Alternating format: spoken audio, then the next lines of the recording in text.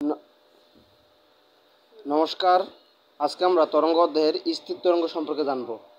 যে স্থির তরঙ্গ কি সেটা সম্পর্কে আগে আমাদের জানতে হবে যে একই রকম দুটি চলমান তরঙ্গ বিপরীত দিক থেকে সমভাবে অগ্রসর হয়ে একে অপরের উপর আপতিত হলে যে তরঙ্গের উদ্ভব হয় তাকে স্থির তরঙ্গ বলে।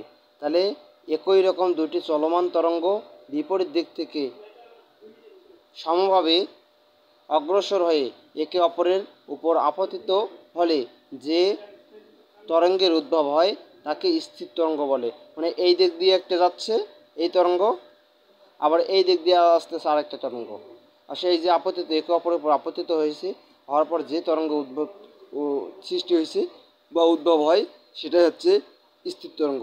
ধরি বিস্তার সমবিস্তার, মানে এই দুইটা তরঙ্গের বিস্তারেই একই এবং তরঙ্গ দৈর্ঘ্যও একই। সমবেগ নিয়ে দুইটি অগ্রগামী তরঙ্গ অক্ষ বরাবর বিপরীত দিকে অগ্রসর হলে আমরা পাই বিপরীত দিকে, মানে একে অপরের বিপরীত দিকে, একটা এক্স অক্ষের ধনাত্মক দিকে যাচ্ছে আর একটা এক্স অক্ষের বিপরীত দিকে যাচ্ছে।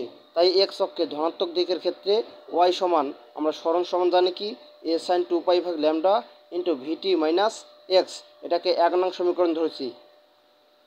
আবার যে এক্স অক্ষের ঋণাত্মক দিকের ক্ষেত্রে যে এ সাইন 2π/λ এ ভিটি প্লাস এক্স। এখানে পাই আমরা নিলাম কেন, এই পাই নিছি এখান থেকে আরও অর্ধ বৃত্তচাপ যদি আমরা এগিয়ে যাই বাম দিকে বা ঋণাত্মক দিকে, সেক্ষেত্রে এর দূরত্বটা আমরা পাই ধরছি। তাই আমরা পাইটাকে আগে সামনে নিয়েছি যে প্লাস ভিটি প্লাস এক্স। এখানে সাইন পাই আমরা জানি যে পাইয়ের ক্ষেত্রে কোনো পরিবর্তন হয় না।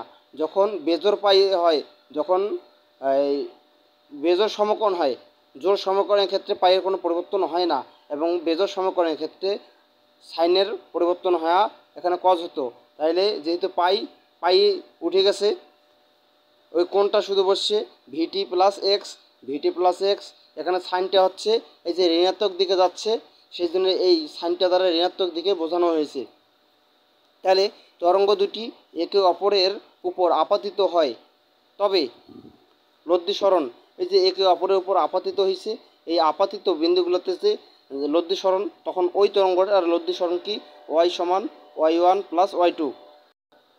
তাহলে ওয়াই সমান কি, y1 সমান A sine 2π/λ into v t minus x, minus এটা y2 সমান পাইছি minus A sine 2π/λ into v t plus x.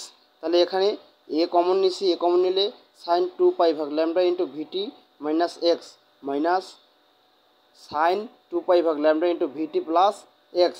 এখন সাইন সি, এটাকে যদি সাইন সি ধরি, sine C minus sine d, তাহলে sine C minus sine D এর সূত্র হচ্ছে 2 কস এ থাকতেছে এখানে, এটা সূত্রের না, এটা হচ্ছে এই বাইরের এটা। তাহলে two cos C plus D ভাগ 2, সি প্লাস ডি ভাগ 2 লিখছি। আর হচ্ছে সাইন সি মাইনাস ডি ভাগ 2, এই সাইন সি মাইনাস ডি ভাগ 2, এটা হচ্ছে sine C plus sine C minus sine D এর সূত্র। তাহলে এখানে ডি বলতে যে 2π/λ, এখানে 2π/λ উভয় পক্ষে আছে, সেজন্য কমন নিছি। তাহলে এখন ডি বলতে ভিটি প্লাস এক্স, ভিটি এক্স প্লাস এক্স, এর আগে মাইনাস হলে এটা মাইনাস হবে, এটা মাইনাস হবে, তাহলে কাটাকাটি করে আসতেছে 2a, এই এটা বাইরে ছিল গুণে হয়ে গেছে এ, তাহলে 2a কস এখানে আসতেছে 2π/λ ইন্টু এক্স কাটা যাচ্ছে, তাহলে 2 ভিটি ভাগ 2, আর এখানে আসতেছে সাইন 2π/λ থাকতেছে। তাহলে এখানে ভিটি কাটা যাচ্ছে, থাকতেছে মাইনাস 2x ভাগ 2। তারপরে এই মাইনাসটা সামনে চলে আসলো, সামনে চলে আসার পরে 2a cos 2π/λ, এখানে 2 কাটা গেলে থাকতেছে ভিটি, আর এখানে সাইন 2 কাটা গেলে থাকতেছে মাইনাসটা তো সামনে নিয়েছি পরের লাইনে, সেক্ষেত্রে সাইন 2πx/λ।